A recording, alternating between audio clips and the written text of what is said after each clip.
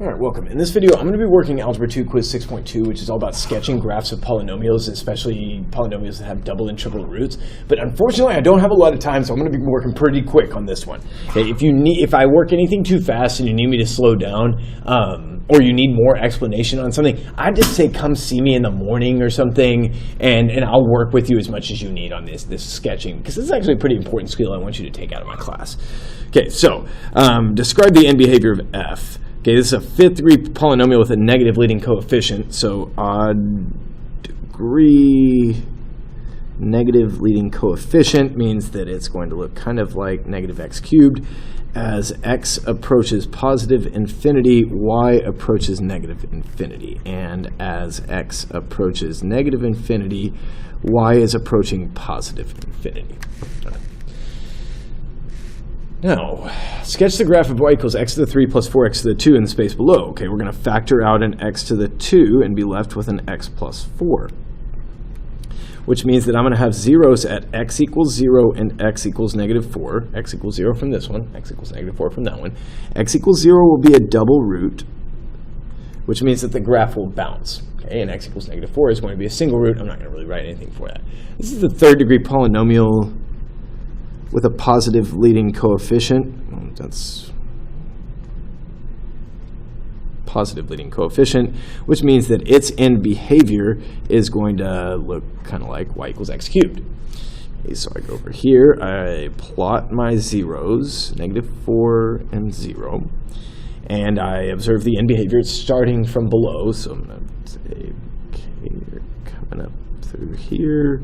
Okay, it's going to pass through confidently at x equals negative 4 because x equals negative 4 is a single root.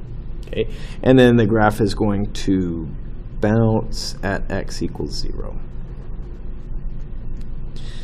And there you have it. I think that will be all. Oh wait, no, I didn't label the y-intercept. I mean, I think I actually did, but all right, I'm going to put in a y-axis so it looks like I did. Okay, and now we've got a labeled y-axis, labeled y-intercept. We've got a good sketch. I'm going to try to remember that. Sketch the graph of negative 5x times x minus 10 cubed. Okay, x minus 10 cubed, that's 3 total powers of x, and then this x brings us up to a total of 4 powers. This is a degree 4 polynomial with a negative leading coefficient. And let's see, so the end behavior is going to be like negative x squared, down on both sides. I'm going to say, all right, my zeros are x equals 0 and x equals 10. X equals 0 is a single root, because it's just 1 power of x, but x equals 10 is going to be a triple root because of the third power of x minus 10. Okay, so I've got a triple root here. I'm going to plot 0 and 10.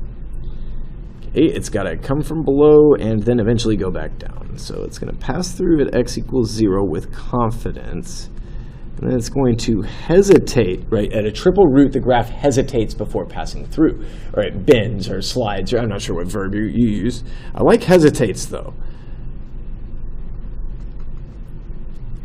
And there we go. And then to label the y-intercept, I'm going to come back through with a y-axis. And there we have it. Okay, that's a sketch.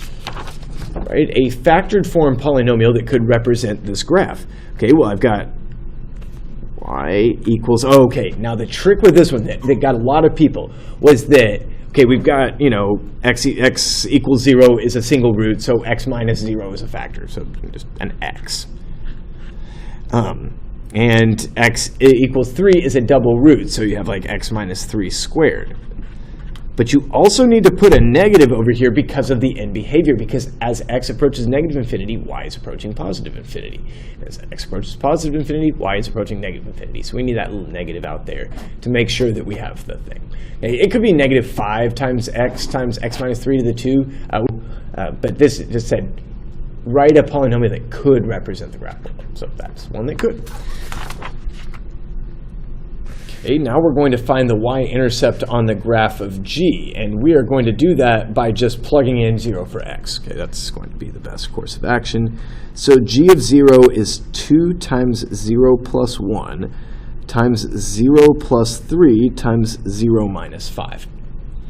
And so this is 2 times 1 times 3 times negative 5. All right, so I've got negative 10 times 3 is negative 30. Okay, and that's going to be the y-intercept. Okay, now we're going to sketch a graph after doing a little bit of factoring, and we're going to do some labeling too. All right, so I can factor out, I see an x squared common to all three terms. So x squared times x squared minus x minus 6. And I feel like I can go farther with this. Okay, yeah, x minus 3x plus 2. So I'm looking for two numbers that multiply to negative 6 while adding to negative 1. And so that's going to give me x equals 0 from this. That's going to be a double root. Okay, x equals 3 is a single root. And x equals negative 2, also a single root. Okay, y equals x to the 4 minus x to the 3 minus 6x to the 2. This is a fourth degree polynomial, positive leading coefficient. Which means that the end behavior is going to look like y equals x squared, positive x squared. Okay, it's going up on both sides. So if I plot my x-axis, negative 2, 0, and 3. We've got degree 4 positive leading coefficient. It's going to pass through at x equals negative 2 and x equals 3 with confidence. Okay, it's going to bounce at x equals 0 because that's where the double root is happening. I don't know. I think it actually, who knows which side it sags farther on. You need calculus to figure that out. And so just, once again, encouraging you to keep studying hard and eventually sign up for my calculus class where I can show you about how to make all these determinations. We're going to draw in a y-axis, and there we go. Okay, great. Happy. So sketch one more graph and label the x and y intercepts. Nope, there's two more. All right, so this is second, third degree. It's going to have a negative leading coefficient because of the negative 1/2. Okay, so that means that the end behavior is going to be third degree, negative leading coefficient, looks like negative x cubed. Or y equals negative x, honestly. Depends on how you think about it. Okay, so I've got x equals negative 2. That's going to be a double root. And x equals 7. That is a single root.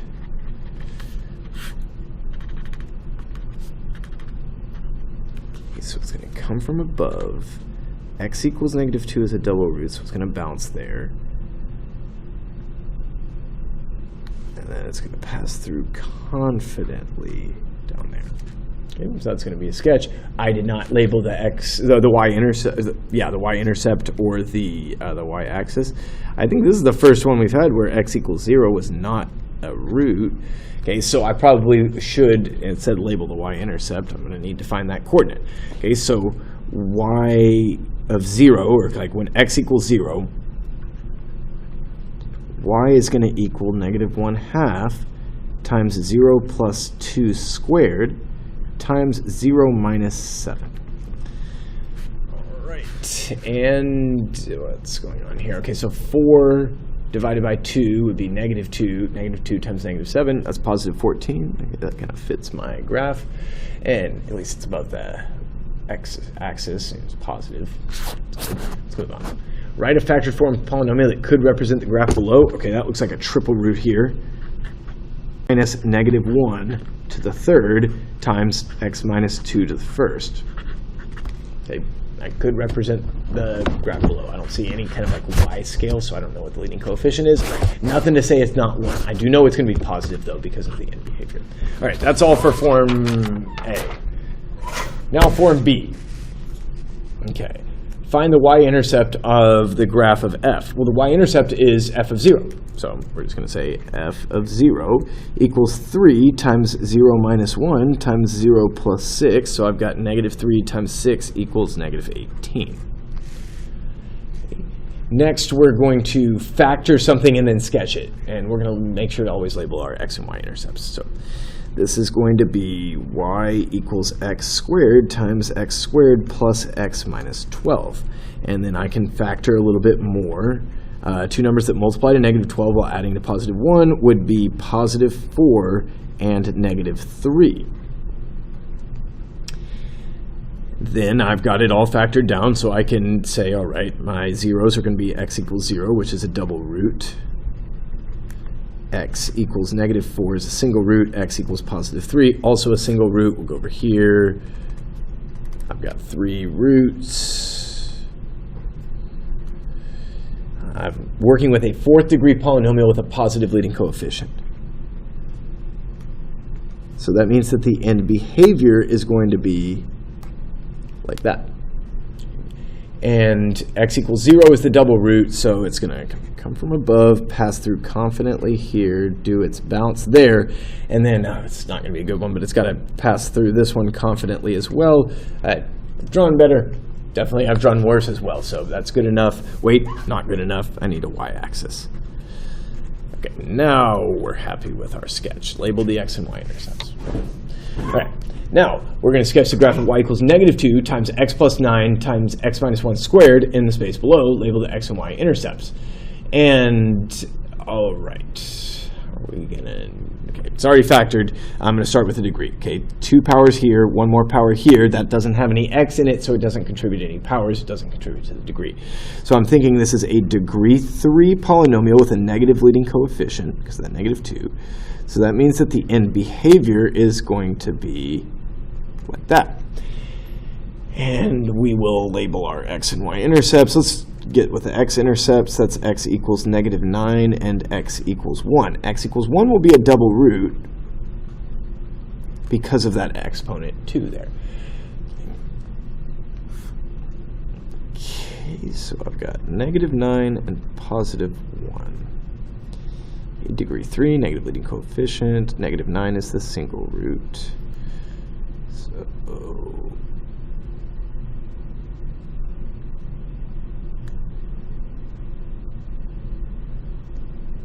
alright, yeah, I fit it into the end behavior, made it bounce at x equals 1. I'm not loving the quality of my drawings on this form, but I think I've just used up all my energy for today. All right, yeah, that will be good enough. I guess I should probably compute the y-intercept. So y, when x equals 0, okay, y of 0 is negative 2 times 0 plus 9 times 0 minus 1 squared. Okay, exponents before multiplication in a PEMDAS world. So this is going to be positive 1, negative 18. Okay. We can do this, write a factored form polynomial that could represent the graph below. Okay, I see a triple root at x equals 1 and a single root at x equals negative 3. So x minus 1 cubed times x plus 3 to the first. It didn't say a polynomial equation, but I'm going to say y equals that. On the back, let g be the function divided by g of x equals 2 times 3 different factors. Describe the end behavior of g. So this is a 3rd degree polynomial with a positive leading coefficient. Okay, so that means that the end behavior is going to look overall like y equals x cubed. And, okay, but you know, I think, like I said, when I was working form A, we expect something a little bit more sophisticated out of y'all than just a couple of arrows. So I'm going to say, as x approaches positive infinity, y is also approaching positive infinity. And as x approaches negative infinity, y is approaching negative infinity. And we'll have a little bit more compact notation to say that next year in pre-calculus. And we'll not have to write that out in a sentence. Have some more symbolism for that. So, okay, let's sketch a graph here. Yeah, we're going to factor out x squared. And, okay, that's all I need to do. Because I can see that, oh wait, this is a degree 3 polynomial with a positive leading coefficient because it's 1x to the 3. So its end behavior is going to look like just y equals x cubed. Okay, and that's going to give me roots at x equals 0 and x equals 5. X equals 0 is a double root. and x equals 5 is going to be a single root. So I'm going to go over here, kind of plot my intercepts, and okay, start with the end behavior. X equals 0 is a double root, so I'm going to give it some room to bounce. And then x equals 5 is a single root, so it's going to look like that. And y-axis, don't forget the y-axis under any circumstances. And there you go. All right. Sketch the graph of y equals negative half x times x plus 4 cubed in the space below. Label the x and y intercepts. All right. So this is going to be a third, fourth degree polynomial with a negative leading coefficient. So its end behavior is going to look overall kind of like y equals negative x squared, going down on both sides. So I'm going to list out my zeros. X equals 0, that's a single root. X equals negative 1/2, not a root, right? Because if you plug in x equals negative half for x here and there, you're not going to get y equals 0. Okay. And then also x equals negative 4, which is a triple root because of that 3 exponent. Okay. Got the end behavior, got the zeros, write an x-axis, negative 4, 0. Observe the end behavior, it's coming from below, so, and then at x equals negative 4, it's a triple root, so the graph needs to hesitate before it passes through. So I'm going to come up, make it very hesitant, and then it can resume increasing. And then at some point it's going to have to hit a maximum and start decreasing in order for it to go back down here with confidence. But then I double check against the end behavior, it makes sense, it works, I'm happy, move on. Last thing I need to do is write a factored form polynomial that could represent the graph below. Okay. And so, like I said, when I was working the equivalent problem for this one on Form A, this one tricked some people because of the leading coefficient, right? This is going to be a third degree polynomial with a negative leading coefficient because of the end behavior. So I'm going to say negative x plus 3 is a root, and this looks like a double root because it's bouncing. And then I'm left with, okay, this is x minus 0. You could simplify that to x, or you could not. It'd still be a factored form polynomial that could represent the graph in the picture. Okay, that's going to be all for this video. Thanks for watching. Hope it helped.